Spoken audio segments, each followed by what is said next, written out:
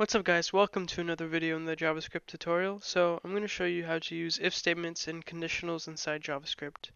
This is where it actually starts to get kind of exciting because you can make your programs have like options, like let's say if, like we can write it out. So if the variable Bob is equal to 1,000, then print out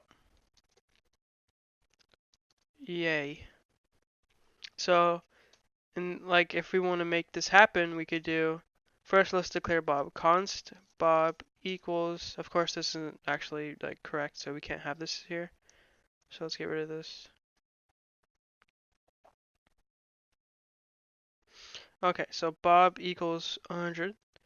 So we could say if and then have that parentheses and then curly brackets or braces. And then inside the parentheses where we put our conditional. So we say if Bob is equal with double equal signs. A single equal signs is an assignment operator, is how you assign variables. But this is comparing. So Bob equals 100. Then, and this is where you put what happens if it's true. So whatever, if anything in here is true, then this executes. So, oops. Yay. And you can put anything in here. Okay? So if we reload here, yay. So that's very nice. So also, let's say if Bob does not equal 100, then we say else console.log, oh my, not yay. So let's set Bob to 1001, and now it's going to be not yay.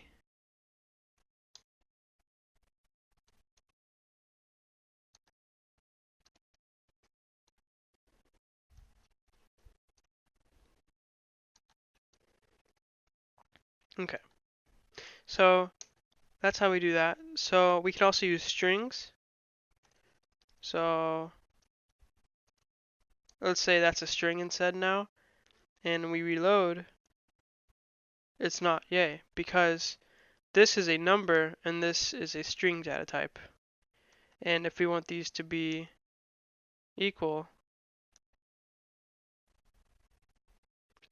and we get not yay, because it's still not equal to 100.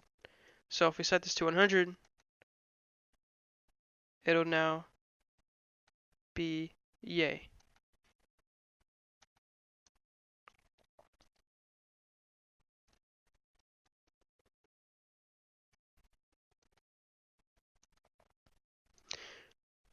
So there's a way to actually compare data types.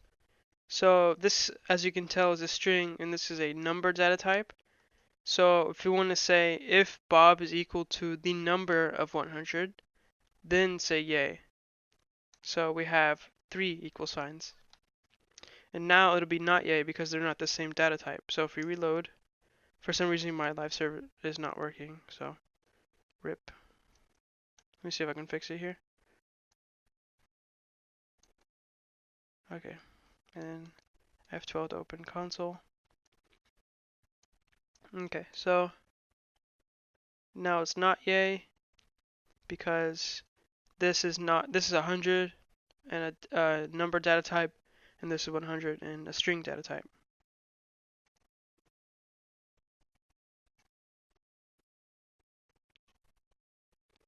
So if we want this to be yay, then we set it to 100 as a string. And there we go. Now it's yay. So also we can say if something is not equal to 100. So if Bob is not equal to 100, it'll be executed here as true. So as long as this is true, this will be executed, right? So if it's not 100, then this will be yay. But right now it's going to be not yay because it's not 100. Not 100. Hope that makes sense. So if we set this to 1001 again, it's not 100. Or no, it's not 100, so this is true now because it's not 100. So it's yay. And I'm actually going to use numbers because I find it more, I just like numbers better. Just preference. Okay, if we do the reload, same thing. So we could also do this with the data types again. So let me just change this to a string again. This will print out yay because it's not the same data type. But if we change this back to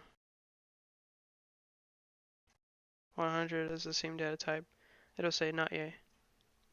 So yep. So let's say we have a couple of numbers, right?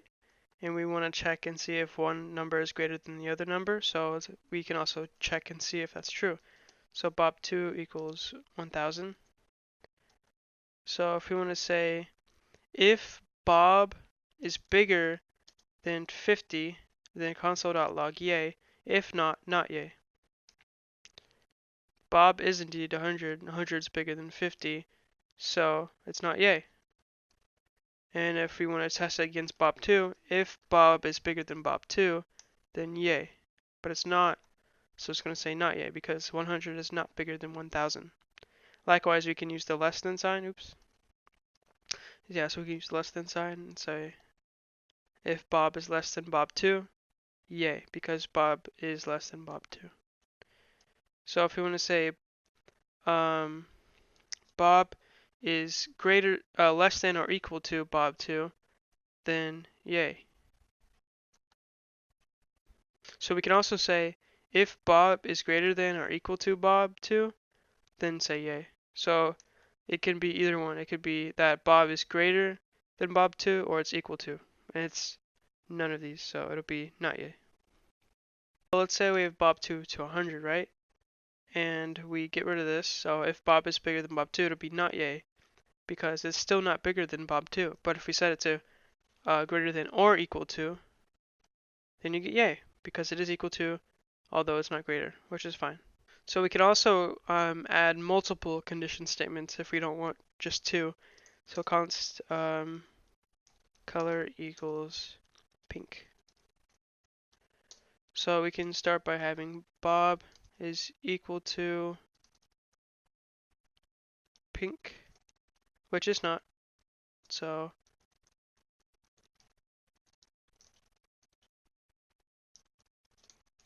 we can move on to the next one. So instead of having else, we could have else if, which adds another option. It's basically the same thing as if, but it's the second one, not the first one. So it has to be else if. So it's a second option, third option. It can be as many as we want. So, and we have to have a condition here. Else cannot have a condition, obviously, because it's the last one. So else if Bob is equal to pink. Or no, Bob is equal to 60. Which it is not. So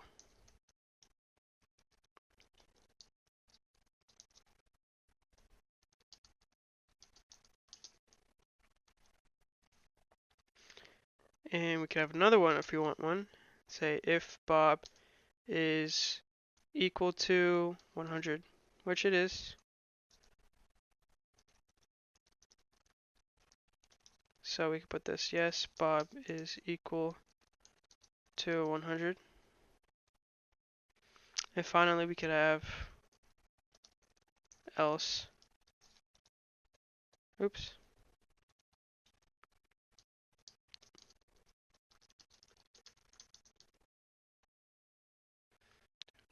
It did not meet one of the conditions above.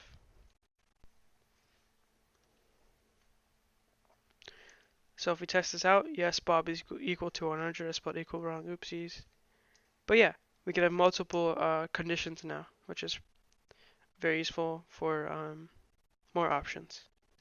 So what if we want this one to have Bob equal to pink and for Bob2 to be equal to purple? So the way to do that is by having, you could either have and or. So if we want it to be both, you use and, which is a double, I believe it's called ampersand, I don't know, or just the and sign, whatever it's called, and then you put the second condition. So Bob2 is equal to purple. So Bob2, Bob, we'll set that to pink. And then Bob2 to purple. Now if we reload, we get indeed, because it meets both these conditions. But if it met only one of them, then it won't work. It has to meet both of them because it's and. Yep. So if we want it to at least meet one of them, then we could use or, which is these things, whatever they're called. It's the key right above the enter key. You shift and then press that key. So yeah, you have two of these, and it means or. So it could either be pink or purple. And it's indeed because Bob is pink and Bob2 is purple. But if we have one, of course it'll still work because it means one of these. So there's something like really new I just kind of learned. It's called the Ternary Operator.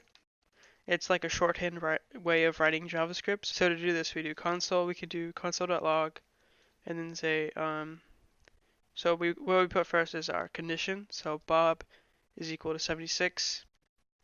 Oh no, we'll set it to something else, 78, because it's already 76. And then here we put the question mark, and this is where we put our output if it's true.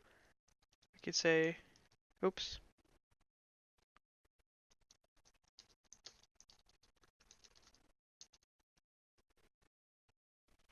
And here, which is called, this is the ternary operator, I believe is called.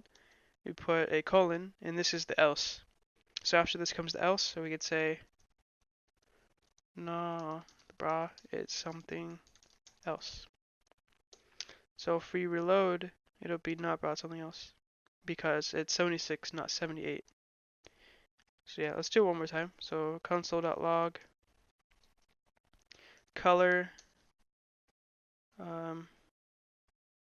equal to pink.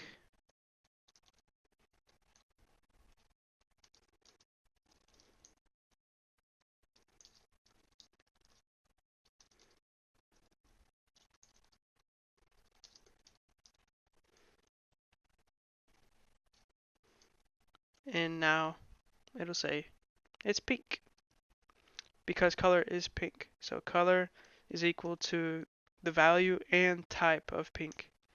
So remember 3 is the type and value, and 2 is just the value. So this could be a string if we put that. And yeah, and this is the or. So yep, the else. This is the else. But anyway, I hope you enjoyed this tutorial. I hope it helped you, and maybe you can learn how to do some cool stuff. And leave a like if you liked it, and leave a comment if you need help, and peace.